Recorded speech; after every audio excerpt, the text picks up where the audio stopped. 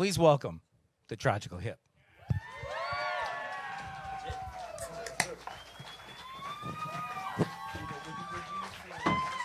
Gord, Rob, Johnny, Paul, good to see you, my man. See you too, Jeff.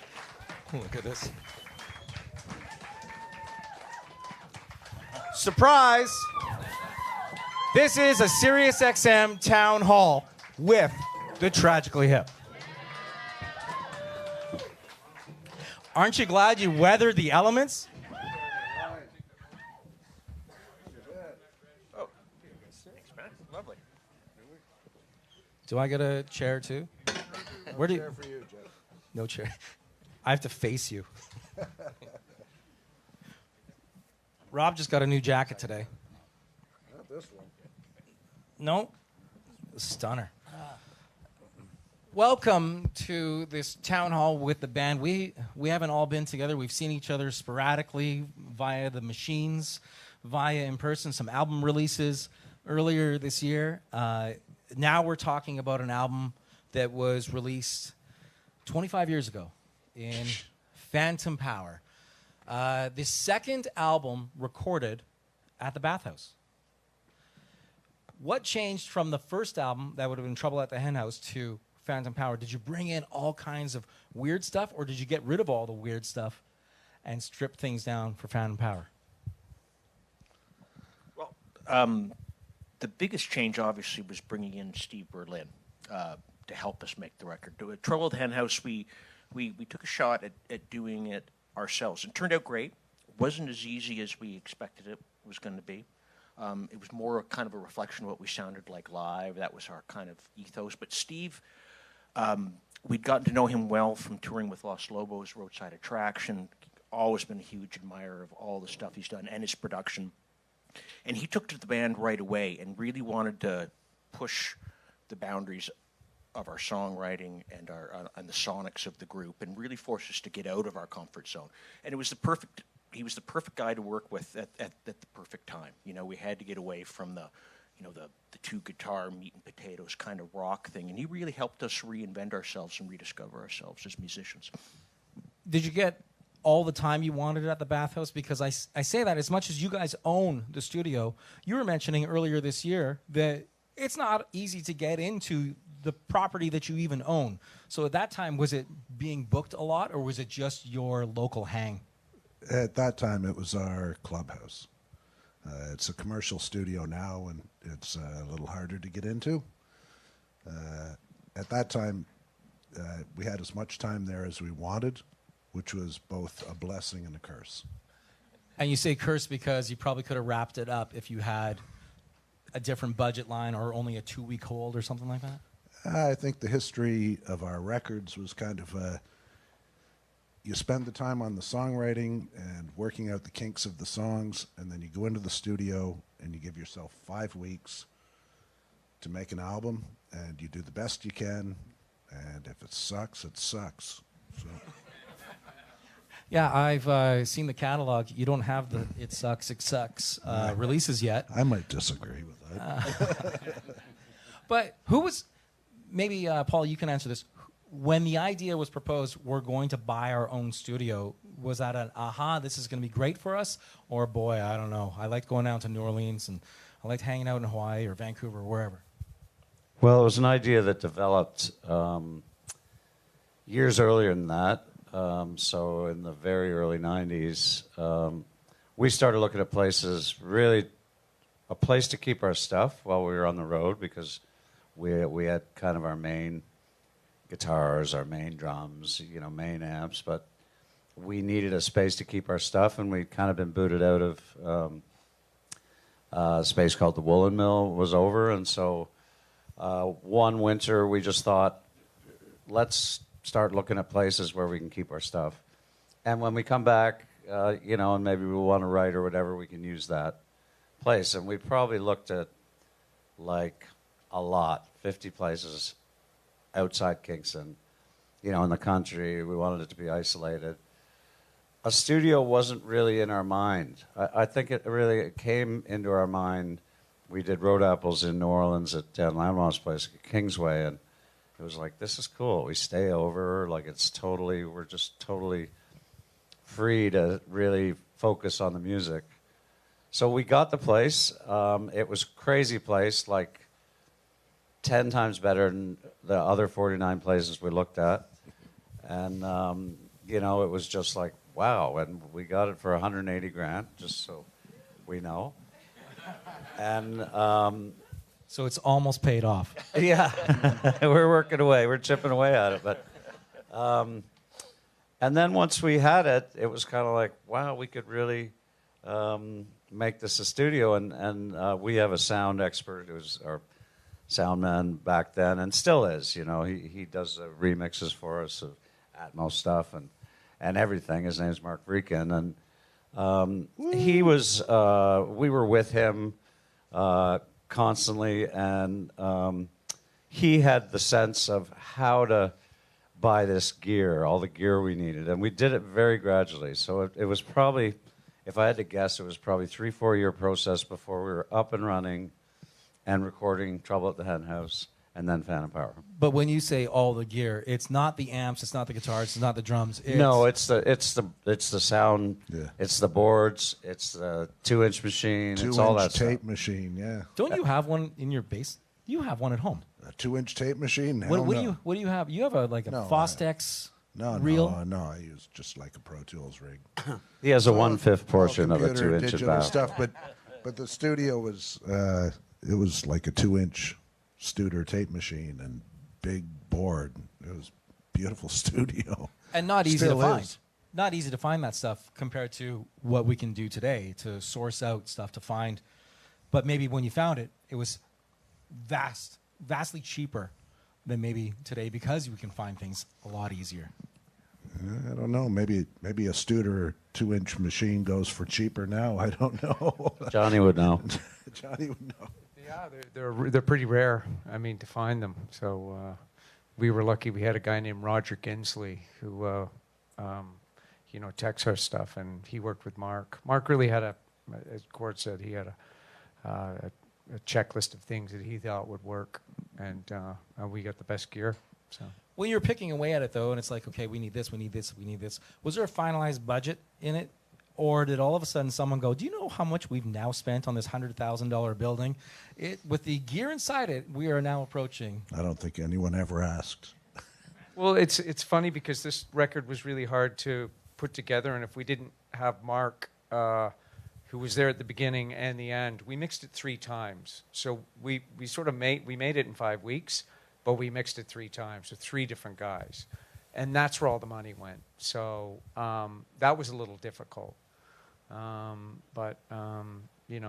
Until you get into it and you start having the conversations about the songs and the way you want them to sound, like Gord's saying, that we had Steve there and we really chatted about the sonics of it and what we wanted to achieve. If you listen to it on Atmos, there's a lot of stuff happening, with slide guitars that you don't really hear on the record. So it's a very and the keyboards. I picked up a lot of keys. Yeah, as well. and Steve playing. So there's a lot of things that happen on this record that you wouldn't hear just on our first couple.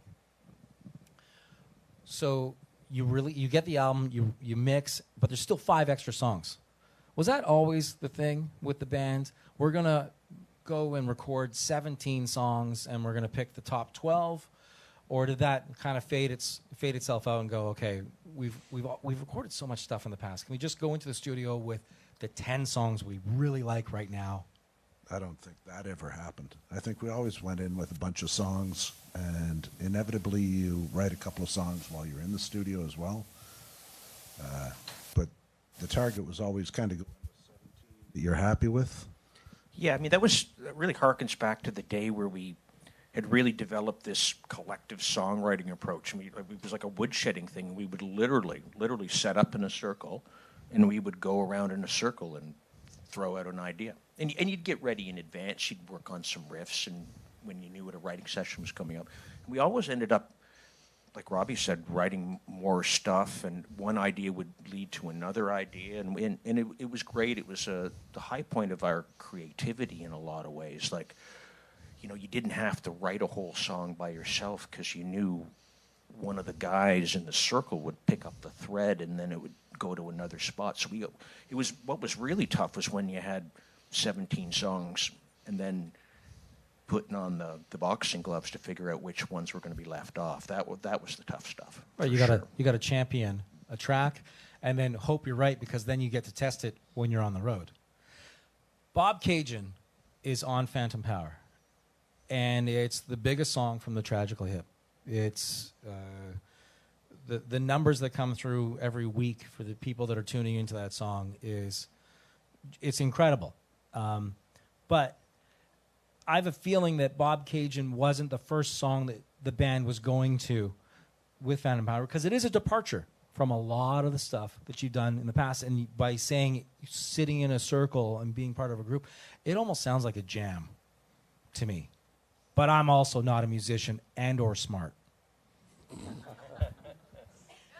Well, that one, I would say it was about halfway through. Robbie came in, with the guitar, or how the guitar goes, and acoustic, and it was kind of like, okay. And Steve had been there for, we'd been there for a week or two. This is just my memory, but so it was an addition. We were obviously looking for additions because we had a core, probably 4 or 5 or 6 songs that we were like pretty confident in. But Bob Cajun, Robbie started playing it, immediately these two grabbed onto it beautifully, kind of in like almost an R&B way, which is an odd approach really, but was a really good one. I think Steve had something to do with that too, just in discussion. So it just kind of, it wasn't a late edition. It was early on, but I think we all kind of knew, okay, this is a bit, as you say, different, and we can kind of vibe this one out in a good way. And obviously Gord felt the same way, because you need to feel that way if you're going to come up with lyrics out of the blue. And so that was one that we enjoyed working on all the way through. I got to tell you this, because I was doing a little bit of the Google activity today, and this made me laugh, because when you do a search, and especially if you do a search for an individual, it prompts you to all kinds of other questions about them. Like if you do a search for me online, it'll give you a question: can he dunk from the free throw line? Yeah, the usual, as one would expect. But Johnny Faye came up, and the question that came up for Johnny, and I'm bringing this because it makes me laugh: is Johnny Faye a good drummer? So I'm like, well, I'll click on that bait, and it says, I don't hear him get mentioned much, but he deserves more recognition, in my opinion. Check out the tasty groove on Chagrin Falls, and the sparse playing and subtle kick tone on Membership, and the driving backbeat and Save the Planet. Phantom Power Signs tracks. JF. Thank you for reading that. We'll talk I'm backstage. so happy. I'm so happy that came together. But you're a conductor. When you're in a band, you really just have to pay attention to being in a band. And there are a lot of drummers. I said this, that when I first auditioned to go into the Hip, it was Gordon and I and Robbie and Robbie's dad's basement, and Phil Baker thought we were wrecking his foundation. So I was playing away, and we were doing a Lou Reed song. But all my drum teachers along the way would be, the greatest thing that can happen for drummers if you tap your toe to them playing. You're a drummer, not a drummist. And there's a big difference. Don't get caught up in the gymnastics of playing the drums. So you really have to pay attention for what your role is in a band like this. Gord Sinclair is an incredible bass player, but he's also a guitar player. And so it's almost like having 3 guitars in the band. So I got to be right down the middle. So I can't fluff around. So I figured out pretty early on that was my role. And I'm not flashy. I don't want to be. I want to drive it. And so that's kind of where my head was at from the very beginning. But I will And say, Chagrin Falls, I didn't write that drum part. That was Steve Berlin coming in and telling me what to do with the bass drum. Like a great producer will come in and focus on the drummer, and he was like, you got to do this. And we worked on it for half a day. So he directed me. I didn't write that drum part. That was Steve. And I don't think that song would have, Paul wrote the riff. I came in and played the groove, but, worked with Gord. So Steve has a lot to do with that. I'm just going to say quickly that, I totally agree with what Johnny's saying, and he was that kind of drummer. You always knew where you were, like the rest of us, and very much serving the song. He can do it all, though, and he could since he was a kid. I was in the driveway once. I was in grade 11, and he was in grade 9, and I had a good friend that was a good drummer. I felt like the best drummer around, and my good friend Mauro Seppi wasn't at the party, but I was in the driveway, and I was hearing someone drumming downstairs, and it was like super loud, and it was a Rush tune. It wasn't even Tom Sawyer, but it was, a very complicated Rush tune, and I was like, being played incredibly well, like very complicated. And I was like, who's that? And they're like, that's Johnny Faye's just in grade 9. And I'm telling you, my heart sunk because I thought my friend was the best drummer in Kingston, and I was like, oh my God, Mauro Seppi is an incredible drummer. Kingston's got a lot of great drummers. A lot of great drummers, yeah, true. But anyway, I think it takes even more effort if you can play like Johnny, but save that for, his alone time or his sound check time or whatever, and just really serve the song in a very, reverential way, and to keep in mind that it's a band, as he says. Thank you. Let's keep, for Johnny, everybody. Let's keep that going because it takes a while to discover yourselves, not only as an individual artist, but who you are as the band. Comparatively, when you first started out and you're playing the Stones covers and everything that you were doing, you're probably going 100 miles per hour and playing as loud as you can at the time and playing probably for 4 hours a night as well. When did you figure out how to slow it down and it doesn't need to be that crushing rhythm, to go out and to blow up every speaker in every club? We ever figure that out? Well, my inclination was always to blow out the speakers for sure. But I think Phantom Power was a good turning point for the group to approach things with a different musical sense, and Steve Berlin was really important in doing that, for us. He's a Philly guy. He's got that Philly soul background, as well as Rules. and as well as being a rocker. He was in the Blasters and Los Lobos, and but like the Rules is a really good example. We really wanted to do a slow groove, like a Philly sound kind of vibe. Slow jam. Yeah, and Steve was instrumental in that. He really pushed us to get out of our comfort zone, as I was saying earlier, at a point where it was good for us to get out of our comfort zone. We could have, you got to keep evolving as a musician, and certainly writing together helped that, but working with people outside the group is really instrumental. That's got to be such a pressure on you because you know what has already succeeded. You know what has already worked. Was it maybe a tougher thing for you, Rob, to get out of that comfort zone? Or were you like, no, I'm in? Why are you picking on me? Because you're sitting so close. And you're one of my favorites, out of at least 25% favorite of mine.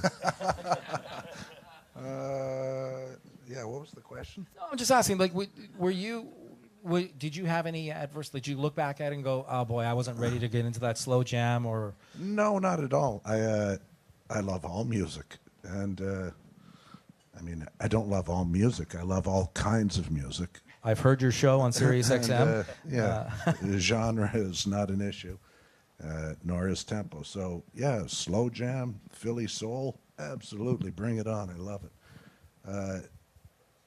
My inclination is I'm a rocker at heart, kind of came up in that era, and that's just where I come from. But, I want to push out in all directions. So thoroughly embraced any change, and I think Gord's absolutely right. This was a, you know, I didn't feel like we needed to change, but change is inevitable. You know, we never wanted to repeat what we had done. You said, well, that worked in the past.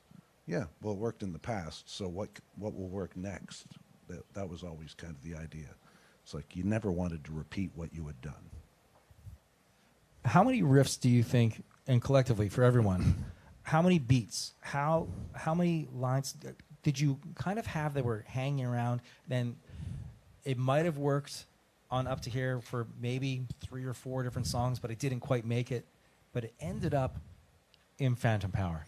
Was there ever anything like that you hung on to, or was it, if it was gone, it was gone? You know, there were a lot of great songs that got left off albums, but they rarely appeared on the next record because there were 5 songwriters, and you come into the next record and everyone had a bunch of new songs, and you're charged up about the new songs. So a lot of great songs kind of got left on Three Pistols is one that we just found some Up to Here stuff, and there's a version that's exactly like Road Apples, and so that's the only, Robbie's right, it's really the only one we carried over. Let's go through a favorite for each of you from the album Phantom Power. What is one of your favorites from this album? I love Poets.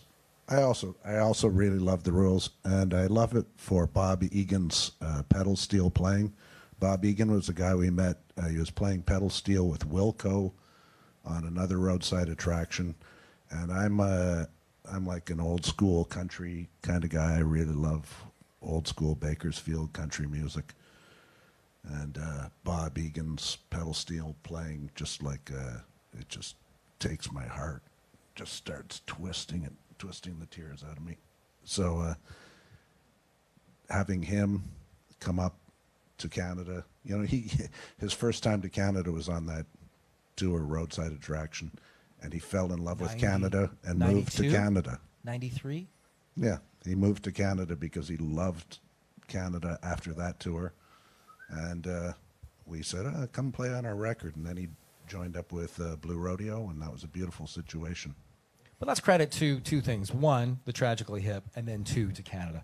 Because you guys operated a little bit differently with Roadside Attraction than the conventional tours that we see today. You were really artist-friendly. We'll get more to that in a sec. I felt like Ron McLean doing more of that in a sec. But right now, let's go to Paul. What is one of your favorites from Phantom Power? You know, that's...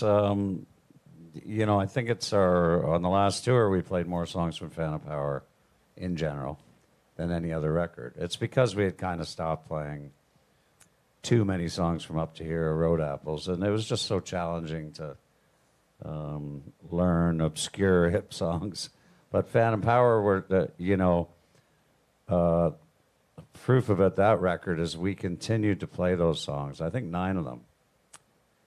I don't know. I like top of my head when you first said it, I thought Escape is at Hand for the Traveling Man. I like the moodiness of it, and very band vibe of it, and the story and just the vibe of it. But I would pick something different. If I asked it in every 5 time minutes. you ask me, yeah. Every time you ask me. You got But options. I like that one. You got options on the album, Gord. I was just going to say Escape is at Hand. Sorry. It smoked me, but that was just one of those moments. I mean, getting back to Johnny's drumming, we'd learned over time, like we were recording all the time with Mark when we were demoing, and you'd start off the day trying to make sure you were getting signal to everything, and that literally started Johnny just playing that super cool drum beat, and we just kind of fell into it. Unconsciously, totally by accident. And after an hour or two, we literally had gone from nothing to here's pretty much a finished song. In fact, a lot of the version that wound up on Phantom Power is really the demo that we recorded. And in fact, we had to go back to our big 2-inch tape machine. We all left the studio while the guys actually had to physically cut the tape to get the bridge sort of quasi-chorus thing in there. But yeah, like the vocal performance, just everything kind of speaks to me about what it was like playing with these guys and writing with these guys and creating spontaneously. And there are a lot of moments like that, you know. I would say Something's On, we kind of wrote, we had to close off the session during the ice storm back in Kingston all those years ago. And we wrote that, I think, the day we got back and reconvened and set up. And Gord had sort of articulated that time period in his lyrics. And that's another song that came together real quick. Like, I think it was a riff that got thrown out, and it was a song by the end of the day. It was great. It's fun stuff. Johnny, I know that one of your favorites that you've ever played you've mentioned to me was Opiated. You liked playing that one live. That's my favorite song. Yeah. And I heard it the other day because we remastered that record, and that's just this great thing that happens at the beginning is the two guitars, you know, Robbie over here and Paul over here, and I just love it. And I love the lyric, do you think the snake just dreams of the poison in his head? I mean, I just love that. Now let's go Phantom Power. Chagrin Falls, that song had nuts playing it live. I mean, I love that, playing it live. So I would say that one. But there's a funny story about Escape Is at Hand, that we actually had to remove Steve Berlin from the studio when Ken Friesen, one of our engineers, was cutting the tape, because he was making him nervous. He was looking over his shoulder, and he was like, how do you think it's going to go? You're going to cut it there? And Ken was like, And so we all took him to Chez Piggy, which is Paul and Gordon Robbie's favorite restaurant in Kingston. And he wouldn't take his coat off. He was pacing around. He kept phoning the studio. How's it going? Have you done it yet? Like, did you double it? Did you, And it was just so funny. But he was right. I mean, these guys all talked about the arrangement of it. But, once you cut tape, you've committed to it. And we didn't want to lose this version. So it was pretty hairy. We literally had half the song. One of my favorite songs from the album, and I was listening to it the other day, and there will never be a song named after the small suburb in Cleveland again. Well done, and Cleveland you should have like a street named after you in Cleveland just as a result of doing that. When the lyrics come around for a song, did it remind you right away? Did everyone go, oh yeah, I remember we were driving from Pittsburgh to Cleveland. We were going to play the Odeon or wherever it was, and there was a turn off here to go to Chagrin Falls? Or did everyone in the band go, Gord, what are you talking about? Where's Chagrin Falls? It was a bit of both, actually. There were lots of times where, you had to sort of find your way into what Gord was singing about, what he was writing about. But there were also moments where it's like, oh, I remember that conversation on the bus. You'd hear your words or another band member's words in the lyrics. And it was a conversation, and it just gets twisted around into something new. Song about a one-nighter, maybe. Maybe. Yeah, I love it when bands are like, if that's how you interpret the song, then that's how it is. Yeah, if you can explain a song in 20 words or less, there's no point in writing the song. Wow, there's a quote that we can use again. We talked quickly about working with different artists and friends of yours who you've been on the road with, and it came up about another roadside attraction. And you guys had another roadside attraction going. It was really all of you, all hands in from start to finish. And it's not easy doing that stuff. Not to say that you guys aren't capable of putting together a festival, but it can be frustrating as all hell putting on something like, because there's a lot of conditions. And you went off, you didn't put in any of the, not a lot of the arenas you went obscure, you went into fields and decided to build a stage. I'm sure your management was just like, God, there's a stage just down the street, guys. We did a lot of festivals in Europe, and the festivals in Europe would have a wide variety of bands. You might have Metallica and Booker T and the MGs on the same festival with the Tragically Hip and Faith No More, and I don't know. It was kind of all over the map, And we thought that was fantastic. And then we'd look at the festivals in North America, and it'd be like, well, you got 12 death metal bands or 12 folk rockers,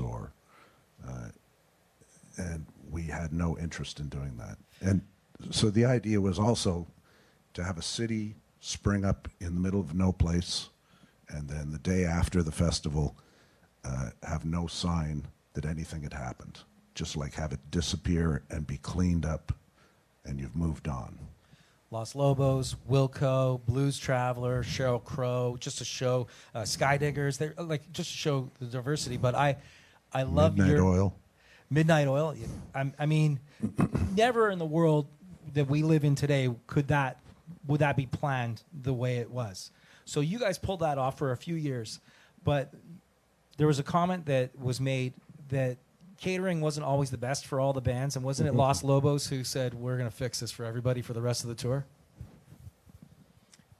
Well, yeah, the fellows from Los Lobos are quite fond of their food, yeah. So it was Cesar, their bass player. They somehow managed somewhere in the West they started traveling with a big barbecue, and Cesar would start cooking up stuff like in the afternoon, and that kind of became the go-to kind of vibe. And it was. Were they pulling this thing behind the van? I don't know what. I don't know how they big barbecue. How does this happen? I don't know how they arranged it, but it was right off the very head that they were unhappy with the way catering was going, and didn't suit. Anyway, no, it was just fantastic, and from our perspective, it was kind of the fruition of our dream in a lot of ways, because all of a sudden we was not only the musical interaction, but like we're eating street corn with the guys in Los Lobos and the guys in Wilco, and it's awesome. The camaraderie is really great, and that vibe can't help but translate into the music, and then it gets to the audience, and then it comes back at you, and it was just wonderful. We made some great relationships over a taco and a ear of corn, but it was just a really great vibe. It's like we really set out to pick our favorite bands and go out on the road with them, and as often happens, you like somebody's music, and it generally seems to me anyway that they turn out to be pretty fantastic people. And we were really fortunate there for a number of years, and we're still in touch with the guys from Los Lobos, and yeah, it's just wonderful. It's wonderful. Is there a chance you can send some songs back and forth and come up with some crazy, tragically hip Los Lobo hybrid thing? No. For the catering alone, it seems like a beautiful thing. We have gotten together over dinner. Yeah, and we would see them. They played in Kingston, and we would see them.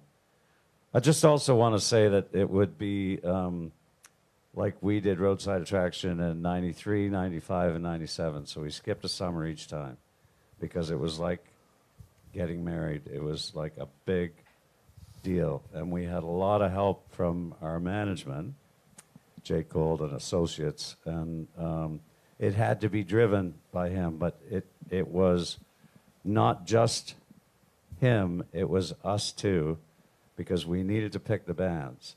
So, the band that went right before us, it's kind of a genius idea. The first one was Midnight Oil. All these other bands, Hot House Flowers and Daniel Lamont, great bands.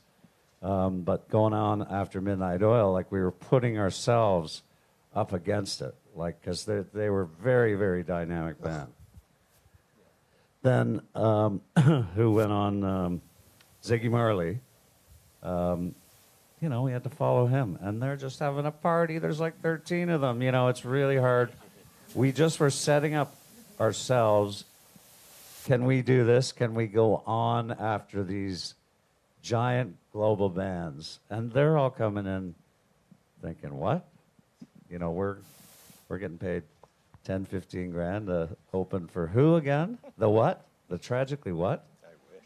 So, it was really, I'm not saying it's going to be forgotten, but as you're saying that, I'm just thinking, yeah, actually, you're right, Jeff. It was a big deal. It wasn't simple. We had to discuss it constantly leading up, and that's why we did it every other summer. And we were playing big outdoor venues. Sometimes we were, it was in an established venue, but very rarely. It was just like a, let's play Seabird Island, or let's play, you know, a speedway in Ottawa. You know, it was a very inspired time for all of us that we were able to pull it off. With smaller bands too, you know, like just kind of it was just all about the music and getting along, and you know, just lots of respect, and it couldn't have gone better. It was one of the highlights of our career, I think. I think you guys exposed and elevated a lot of artists who otherwise wouldn't get to perform at that stage and to that crowd. So credit to you guys for bringing music to everyone on that. We should mention Sheryl Crow just getting inducted into the Rock and Roll Hall of Fame, you know, which is unbelievable to watch every night. You know, it was just like she and her band were incredible. And Jeff Trott, her guitar player, songwriting partner, who also toured Europe with us. Yeah, fantastic After guy. that, fantastic guy. We became very good friends with him on the road. Do you know what's funny though? I was thinking we never did it after '97, right?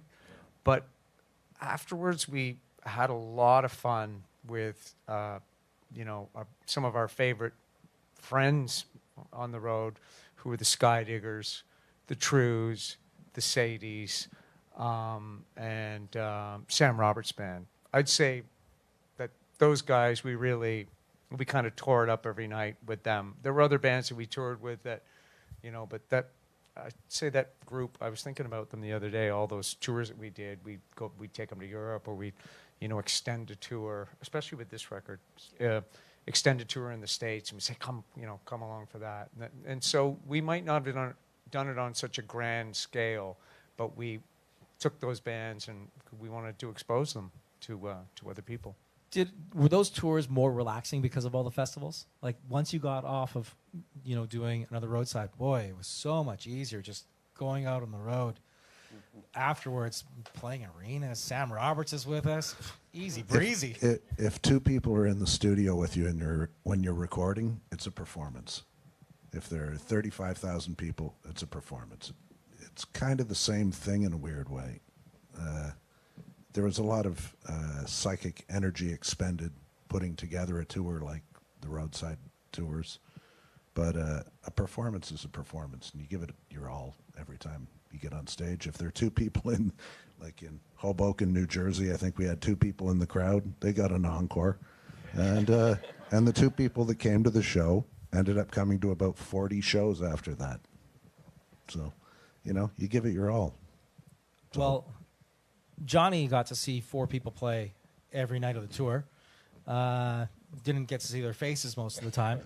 But how was it reining the band in or picking up on cues for the band? It's funny because I was telling someone the other day that, you know, I'd be watching the crowd, and then I'd start to speed up, and then I'd get, you know, Gord would have to speed up too, and then, you know, so I'd push it. And only once in 32 years, Gord Downey turned around to me, and he said, "Oh, give me a second, man.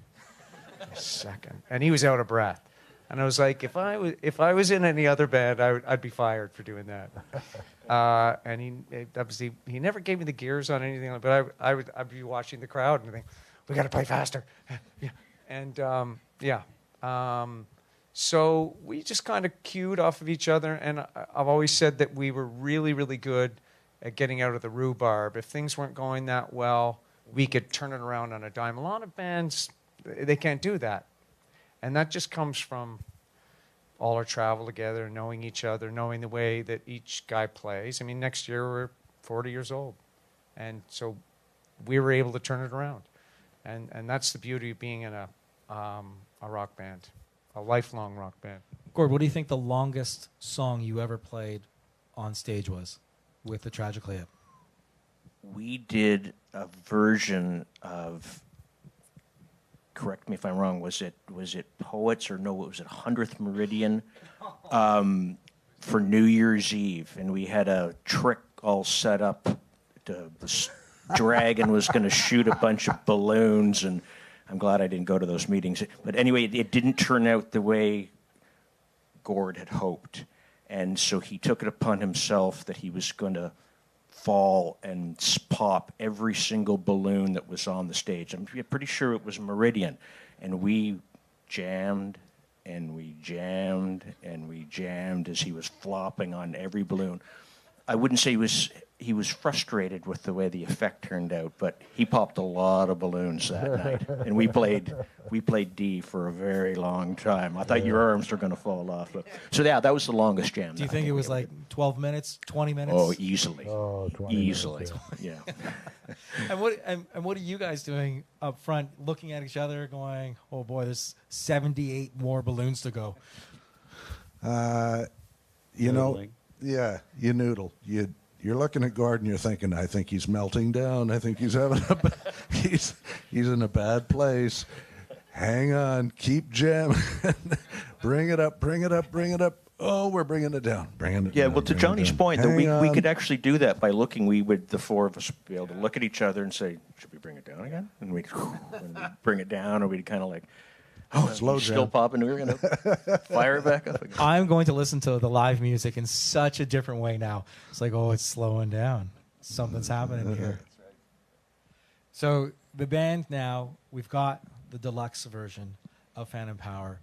There's the 5 extra songs. Does everybody listen to the music again when it's reproduced, repackaged? Does it go through, okay, everyone's got to give their notes, this more, that less? Yeah. You know, Bruce Johnny's the Dickinson. leader on it, so. Bruce Dickinson is very much involved. Our guy from New York City, and he'll listen to the mastering, and he'll talk to Mark about that sort of stuff. We don't really kind of ante-end. We'll say we like this version better, or would it be cool to put Don Smith's mix here? There's a really great acoustic version of Bob Cajun, which is, you know, it's just Robbie and Gord, and that's really unique. And when we were listening to it and mixing it, every little piece of it, if you just heard the bass on its own, you would know that that's Bob Cajun, or what Paul's playing, and of course what Robbie's playing. And then there's that airy vocal that just floats over everything. So, yeah, there's really interesting stuff on this one.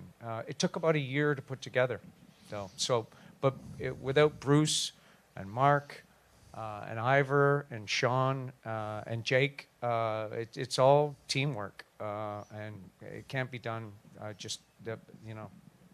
Listening to audio that you at one point thought was gone, too, because you had lots of tapes that, you know, you thought had just disappeared. Tapes actually, we're all in this room. All the tapes, they were laid out where the chairs are. I don't know how many boxes, Jake? 90, yeah. So, and we went through them, and we'd say, oh, that's Phantom Power. That's up to here. Here's a little bit of Road Apples. And then we've just started, digitizing. And I'll just say, can I say, sorry, I don't hear well, but I'm on. You're on. Yeah. You can hear me? Yeah. Sorry, Gord, but all the people that Johnny mentioned, we did a Road Apples box set a couple of years ago, and now the Phantom Power, which is incredible. Johnny and Robbie do so much of the work for the band. Gord and I curl a bit, and we go in. But that's representing the band too. They're curling this weekend. Celebrity with the hip Bonspiels, colors, Hey, we're working the Bonspiel We're circuit working for the you guys. Bonspiel You're welcome, circuit. fellas. You're welcome. But Johnny is just his brain works that way. He remembers things from. We had so many sessions and so many albums and so many different engineers, and he remembers how things are labeled, and he just knows how to find things. As you said, there's a great quote, Johnny. If you're not getting the right answer, sorry, I'm going to get this wrong, but just ask another question, like just to find things. And Robbie has shepherded and done our artwork with various artists and various people for so long. So, it's really incredible the work that these two guys do. And, Gord and I try and help, but it's mostly with compliments and being grateful to all the other people that We're just trying to Johnny enhance a mentioned as well. platform for you guys. Anyway, it's amazing the amount of work, and you know, it's exciting for all of us, and Gord's brother Pat and his brother Mike involved as well. But, you know, as far as finding the music, that's Johnny's specialty. As far as the artwork and sort of getting a box set together, that's Robbie, and they're working with, I would also say Simon. Yeah, Simon also, yeah. Yeah, I think designer. these guys would, sorry to cut you off, Paul, these guys would do what Robbie and I are doing. We just maybe have a little more free time to do it, but they've both got great solo careers, and they're both out on the road. And so promoting a record, as we know, is not always easy. So they're on the road, and they, you know, and all of our brains work on this stuff all the time, but it's hard for them to be on the road and be doing what we're doing. So I know they'd be doing it, so. You know, I think that's the best spot to jump off on, because at the end of the day, yes, you're doing a lot of work, you're doing a lot of work, and you guys are saying great job to everybody, which is a tough job in itself. It is tough. But thank you to the Tragical Hip for doing all the work for all the years, and thanks for being here. Thank you, Jeff. Thanks, Jeff. Thanks to you, Jeff. Thank you. The Tragical Hip, Thanks to you. everybody. Thanks for joining us for the Sirius XM Town Hall. We'll see you again real soon.